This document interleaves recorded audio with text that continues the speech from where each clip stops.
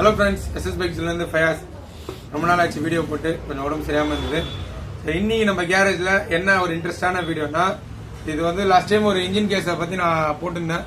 So இது வந்து ஃபுல்லாக டேமேஜாக இருக்குது. ஸோ இன்ஜின் நம்பர் செக் பண்ணிக்கோங்க. அதே இன்ஜின் நம்பர் தான் என்னோட பேஜில் பாருங்கள். ஸோ இதில் வந்து இந்த கேஸ் இந்த இடத்துலலாம் ஒடிஞ்சு டேமேஜாக இருந்தது. ஸோ இதெல்லாம் வந்து ஃபினிஷிங் எப்படி இருக்குது பாருங்கள். பக்கா இது கேஸ் வேறு கேஸ் பீஸ் எடுத்து பண்ணணும்லாம் அவசியம் கிடையாது.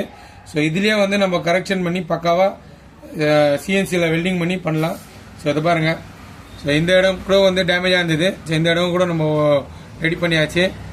ஸோ இது வந்து இன்ஜின் பெட்டு உட்கார்ற இடம் வந்து டேமேஜ் இருந்தது. இந்த பெட்டும் வந்து ஸோ இந்த கேஸில் பாருங்கள். ஸோ இது ரெண்டு பெட்டும் வந்து பக்காவாக லெவல் பண்ணியாச்சு. ஸோ இதனால என்ன ப்ராப்ளம் வரும்னா வைப்ரேஷன் ப்ராப்ளம் வரும். ஸோ இந்த பெட்டு வந்து ஷேக் இருந்ததுன்னா அதுக்கப்புறம் ட்ரைன் போல்டு இந்த கேஸில் ரைட் சைடு கேஸில் ட்ரைன் போல்டும் பக்காவாக ரெடி பண்ணிட்டோம். ஸோ அதுக்கப்புறம் வந்து இந்த சைடு டபுள் பின் சைடு.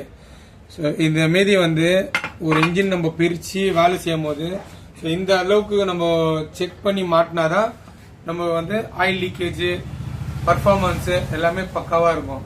ஸோ உங்களுக்கும் இந்த மீதி ரெடி பண்ணணும்னா தாராளமாக எஸ்எஸ் பைக் ஜோனை கான்டாக்ட் பண்ணுங்கள். நம்ம ஐடியா பிடிச்சிருந்தா ஃபாலோ பண்ணிக்கோங்க. Thank you friends.